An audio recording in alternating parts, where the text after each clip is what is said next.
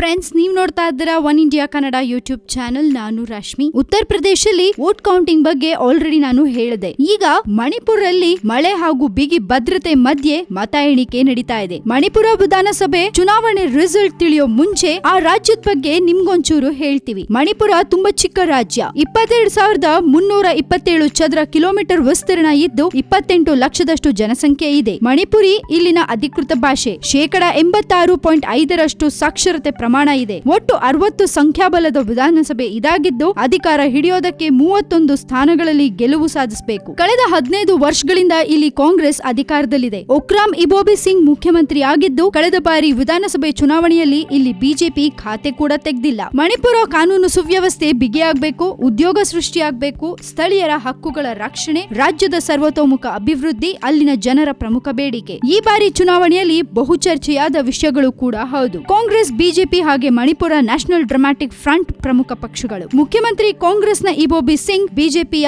ತೌನಬೋಜಂ ಜವೋಬಾ ಸಿಂಗ್ ಸ್ವಂತ ಪಕ್ಷ ಕಟ್ಟಿ ಕಣಕ್ಕೆ ಇಳಿದಿರೋ ಇರೋಮ್ ಶರ್ಮಿಳಾ, ಬಿಜೆಪಿಯ ಎನ್ ಬೈರಿನ್ ಸಿಂಗ್, ವೈ ಇರ್ಬೋದ್ ಸಿಂಗ್, ಕಾಂಗ್ರೆಸ್ನ ಗಾಯ್ ಖಂಗಮ್ ಗಂಗ್ಮಾಯ್ ಪ್ರಮುಖ ಅಭ್ಯರ್ಥಿಗಳಾಗಿದ್ದಾರೆ. ನೋಡ್ಬೇಕು ಮಣಿಪುರದಲ್ಲಿ ಯಾರು ಅಧಿಕಾರಕ್ಕೆ ಬರ್ತಾರೆ ಅಂತ. ಇನ್ನು ಈಗಿನ ಮತ ಎಣಿಕೆ ಪ್ರಕಾರ ಬಿಜೆಪಿ 87 ಇದ್ರೆ ಎಸ್ಪಿ ಕಾಂಗ್ರೆಸ್ 29, ಬಿಎಸ್ಪಿ 21 ಹಾಗೆ ಇತರರು 5 ಮತ ಗಳಿಸಿದ್ದಾರೆ. ಇದನ್ನ ನೋಡಿದ್ರೆ ಬಿಜೆಪಿನೇ ಮುನ್ನಡೆ ಸಾಧಿಸ್ತಾ ಇದೆ. ನೋಡೋಣ, 403 ಸ್ಥಾನಗಳಲ್ಲಿ ಅಟ್ಲೀಸ್ಟ್ 202 ಮತಗಳಾದ್ರೂ ಬರಲೇಬೇಕು. ಸೊ ಬಂದ್ರೆ ಮಾತ್ರ ಆ ಪಕ್ಷ ಗೆಲ್ಲತ್ತೆ ಅಂತ. ಸೊ ನೋಡೋಣ ಏನಾಗತ್ತೆ ಅನ್ಬಿಟ್ಟು. ಕೊನೆ ಕ್ಷಣದಲ್ಲಿ ಯಾವ್ದು ಹೇಗ್ ಬೇಕಾದ್ರೂ ಚೇಂಜ್ ಆಗ್ಬೋದು. ಸೊ ವೇಟ್ ಮಾಡೋಣ. ನಿಮ್ಗೆ ಹೀಗೆ ಕಂಟಿನ್ಯೂಸ್ ಅಪ್ಡೇಟ್ಸ್ ಗಳನ್ನ ಕೊಡ್ತಾನೆ ಇರ್ತೀವಿ. ಸೊ ಮರೀದೆ ನೋಡ್ತಾ ಇರಿ ನಮ್ಮ one India Kannada YouTube channel ಅನ್ನ. ಹಾಗೆ ಸಬ್ಸ್ಕ್ರೈಬ್ ಕೂಡ ಮಾಡಿ. ಸೊ ಈ ನಮ್ಮ ವಿಡಿಯೋನ ಪ್ಲೀಸ್ ಲೈಕ್ ಮಾಡಿ, ಶೇರ್ ಮಾಡಿ.